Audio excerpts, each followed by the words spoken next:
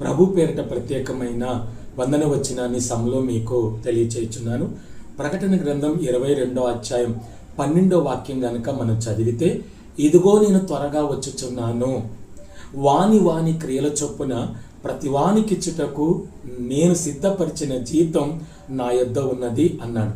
అంటే వాని క్రియల చొప్పున దేవుని పని చేస్తున్నావు అనుకోండి, అంటే దేవుని పని అంటే పాటలు పాడటం, ప్రార్థన చేయటం, లేకపోతే పరిచర్య చేయటం, సంఘములో నీకు సిద్ధపరిచినటువంటి పరిచర్య ఏదైతే ఉందో ఆ పరిచర్య నువ్వు చేస్తున్నప్పుడు ఆ పరిచర్యకు తగినటువంటి ప్రతిఫలం, నువ్వు పాటలు పాడే వ్యక్తివైతే పాటలు పాడటానికి పాడినందుకు తగిన ప్రతిఫలం, నువ్వు ప్రార్థన చేసే వ్యక్తివైతే దానికి తగినటువంటి ప్రతిఫలం, నీవు డ్రమ్ము కొట్టే వాయిద్యాలు వాయించే వ్యక్తివైతే నీకు తగినటువంటి ప్రతిఫలం, నీవు మైకు ఆపరేట్ చేసే వ్యక్తివైతే నీకు తగిన ప్రతిఫలం సేవకుడు కాదు ఇచ్చేది.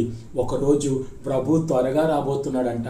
ఆ వచ్చినప్పుడు సంఘములో నీవు నియమించినటువంటి, నీ దేవుడు నీకు నియమించినటువంటి సంఘములో నమ్మకంగా ఉండి ఏ పని అయితే చేస్తున్నావో ఆ పనిలో దేవుడు ఒకరోజు నీకేమివ్వబోతున్నాడంటే ప్రతిఫలం ఇవ్వబోతున్నాడు.